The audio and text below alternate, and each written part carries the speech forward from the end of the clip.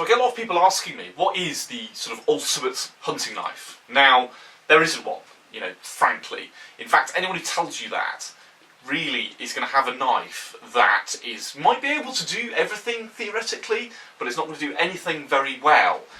There's lots of different tools for different jobs.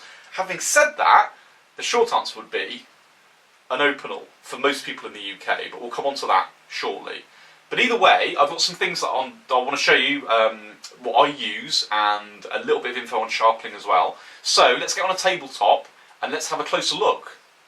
So as you can see, I've got a bit of a variety here of things that you might need. Some things that you would take into the field, some things possibly not so much. It just depends on what you're doing.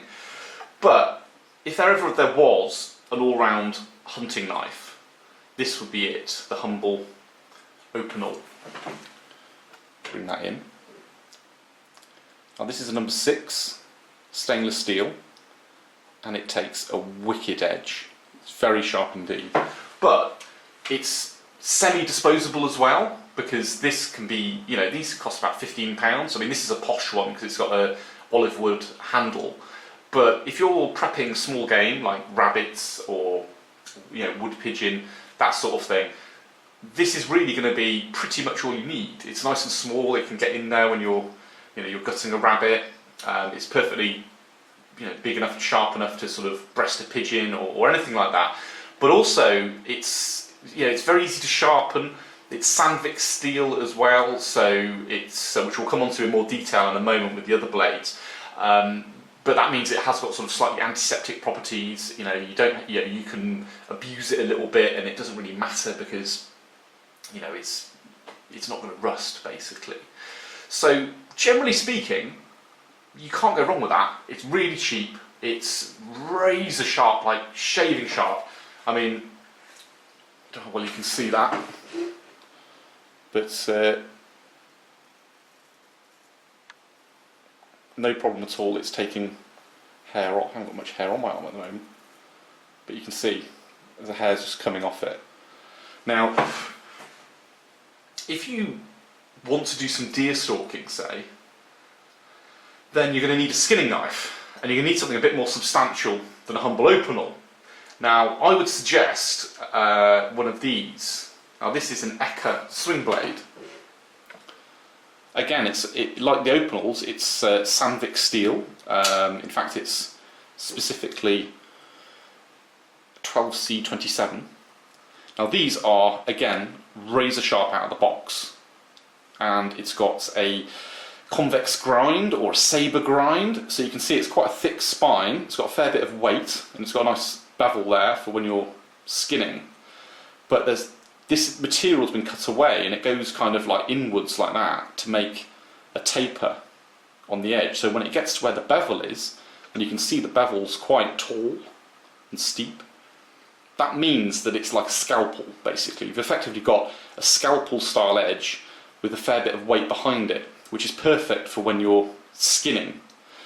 But because of the nature of the blade, the way it's designed, if you wanted to use this for like wood or anything hard, then that bevel's going to roll over and it's going to be useless. So if you're going out into the field, you would take this for skinning your deer, or, you know, I mean, you can use it on rabbits. I have. In fact, I'd really like a small mini version of this, maybe with a blade that's sort of like about that long and with a hook that's about that long. Just a sort of overall miniaturized version of this would be brilliant for rabbits. It really would.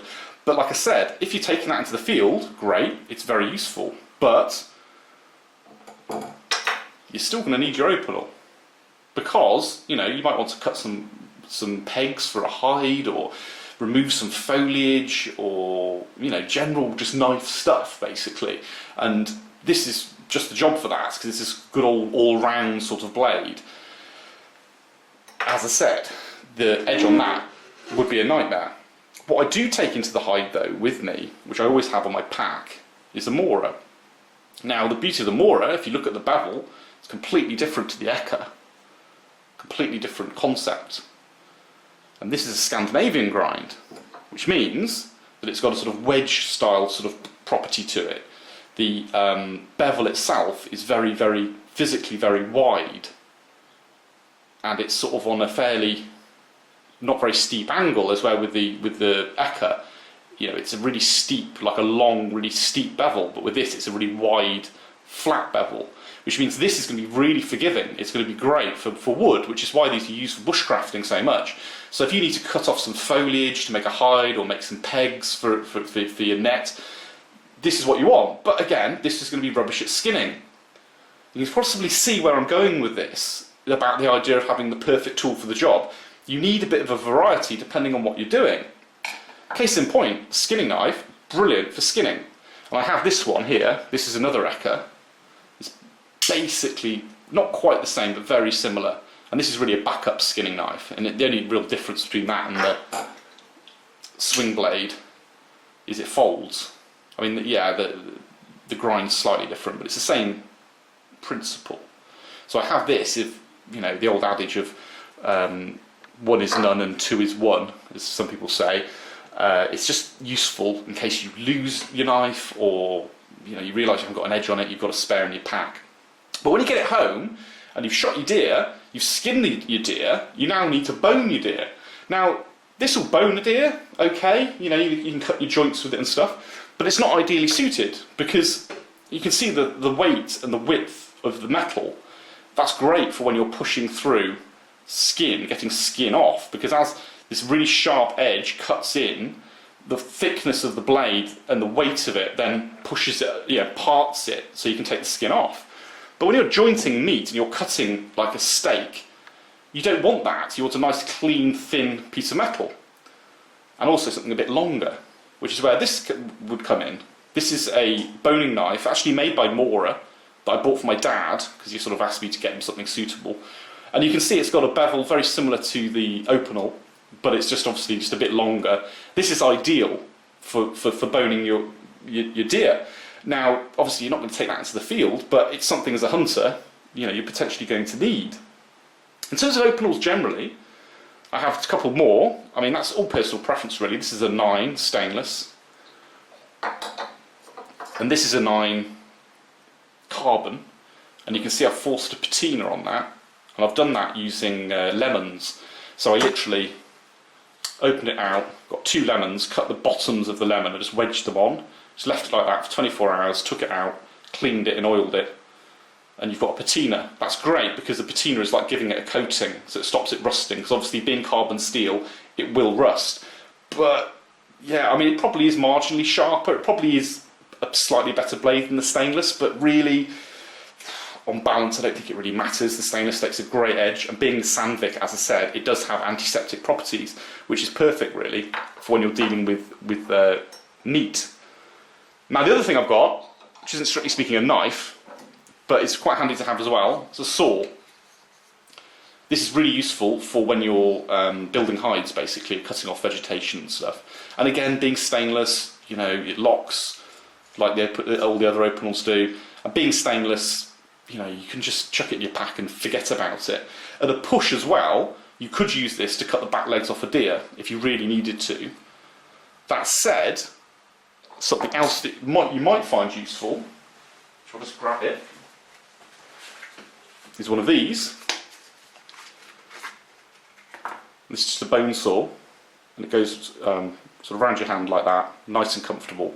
And you've got this hook, so when you're cutting through the legs of your deer, you get a good grip on it. And again, you know, you can see the teeth are fairly wide for bone, but they're nothing like as deep as on the Opinel. So this is for wood, this is for bone. That said, in the field, I mean, if you're going to grollock a deer, it's probably better off skinning it at home really, rather than taking it out, you know, trying to do it in the field, unless you're camping or something, I suppose. But again, that's a useful thing to have. But the next thing to mention is maintenance. Now, you see a lot of videos on YouTube and stuff about how to sharpen your knives and what you should be doing and so on and so forth, and most of it's bollocks, to be honest, and I've only discovered this over sort of trial and error over a period of years. But in my opinion, at least, a good blade should never need sharpening. I mean, you know, sure, if you're really anal about it, and you know, you want a sort of an amazing mirror polish and spend ages with like 12,000 grit Japanese stones and, you know, do all that stuff, good luck to you. But even then, once that's complete and you've got it like that, it should never need to be sharpened again because it's already sharp. All that's going to happen in the future is you're going to dull the edge, you're going to roll that bevel over. So when you roll that bevel over, you're not trying to remove lots of material by sharpening. All you're trying to do is polish that bevel. This bevel here, as you can see, will focus and get it to. But you just want that area to be nice and straight and polished. And if you want to polish it, then what you need, excuse me for a moment, what you need is a strop and some polishing compound. I think this is Silverline or something like that. It's a company that makes polish for this. I've actually cut it in half. It's a really big block when you buy it. It's about £6. Now this is designed for a company that makes polishing compound to go onto polishing wheels for people to polish whatever they're polishing, or for tradesmen and stuff for sharpening their chisels. But this is specifically designed for stainless steel. If you've got other types of steel, they do different colours. This is a very cheap and nasty Chinese strop that I bought that's rubbish. I do actually have a new strop that I've built. If you have a look on my Instagram, I did post a picture of it. It isn't actually quite complete at the moment because my dad was making it for me, and he put the rough side of the leather on, but he hadn't put the smooth on. So he's now glued that, but that's still gluing at the moment, so I can't get it out. But it's definitely worth making one because this is fine, but that leather wears out very, very quickly. Now what you'll find with the leather, with any leather, is you'll get a rough side and a smooth side. So you get the rough side, put your compound on, sharpen your blade, and all you're really doing is you're just getting the bevel with a Mora. It's easier to show because this area here is all of it is the bevel. There's no secondary bevel on it here. But obviously, any other knife, it's the same principle. It's just smaller. So you just want to get that on the angle, on your strop, and just like that. Just get it so it's flat, and then just give it some passes. And you keep doing that over a period of time, it'll become more and more polished as you take material off. A lot of people think that stropping doesn't actually remove material. Well, if you're doing it properly, it does. That's the whole point of this compound. If you were a joiner, say, and you've got some really good quality chisels, you're not going to take a grinding stone to those chisels. You're just going to get a leather strop and some compound and polish that edge. That should be all you need to do. And if you do find a knife that you buy, if out of the box it isn't more or less shaving sharp, then it's a waste of money, to the extent where I'd say send it back. Because there's no reason why a sharp knife should be expensive. I mean, that's like £15. So are these two. So was that saw. This Opinel was like £8. This Mora was like £8. This Mora boning knife was like £15. The only two expensive-ish knives are these two here, the Akka. Now I was actually given this, but they go for about £60. In fact, I bought another one, which I bought for my dad, which is the sort of newer version of basically the same knife. You can see it's essentially the same. The handle's slightly different, but same principle.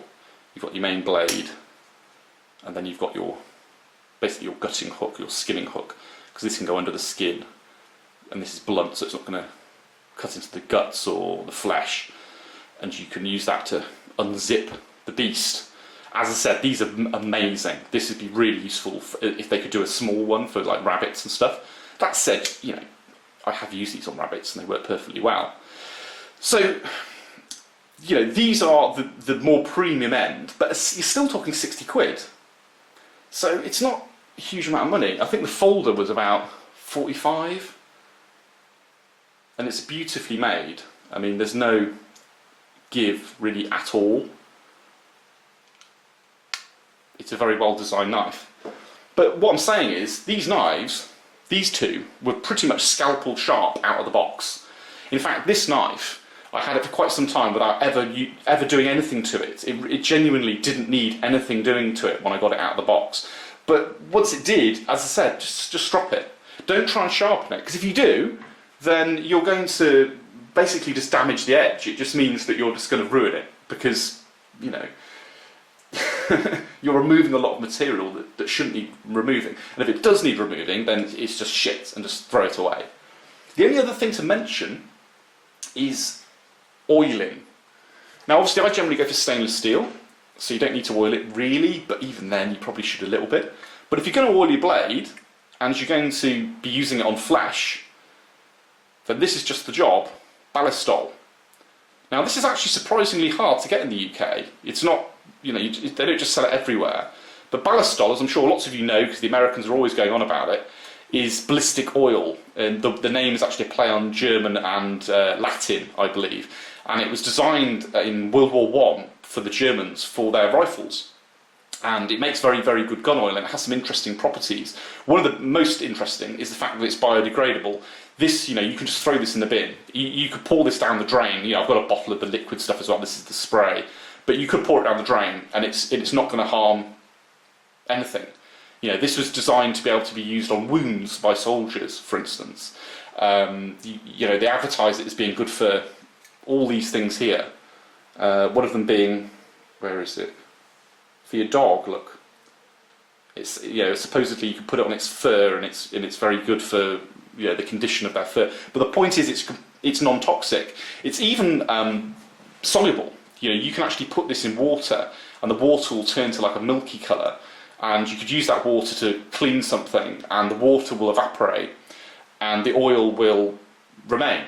You know, it's quite incredible stuff. And in fact, there was a guy who did an experiment with ballistol, cleaning his guns, and he cleaned these guns and he left them somewhere for like 25 years, and then he came back to them and they were still beautifully oiled, because unlike mineral oil, this stuff just stays the same. It doesn't change. Mineral oil, if you got your rifle or your shotgun and you've thoroughly cleaned it with, like, say, Napier gun oil, which is good stuff, I use it, but if you did use that and then you left it for 25 years, the oil would eventually kind of like dry out and go kind of clumpy, and it wouldn't offer any protection anymore.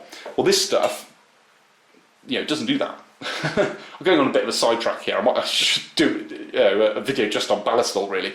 But the point is this stuff on your blades, it's completely hygienic. You know, you're not sort of putting anything remotely toxic onto your blade, which then would get onto the flesh, because obviously, you know, it is all food after all. So I think that covers most of it. As I said, I would have shown you my main strop that I've made, but as I said, it's still being manufactured, as it were. But stropping is really the way forward. If you've got some of this stuff, it makes a huge difference. It puts a beautiful edge on it, and like I said, if you're sharpening, you've either got a shit knife or you've got a good knife that you're about to ruin. So bear that in mind. So I guess the moral of the story is, anyone who tells you that such and such a knife is the ultimate hunting knife, it'll do everything, or the ultimate, I don't know, bushcraft knife, kitchen knife, any knife that someone tells you can do everything, it will be a jack of all trades and a master of none. So you really need to look at what you're doing and what your needs are and get the appropriate tool for the job. As I said before, you can't go wrong with Akka, you can't go wrong with anything made by Mora, you certainly can't go wrong with an Opinel. So, yeah, don't go mad, and don't take a grindstone to your blade.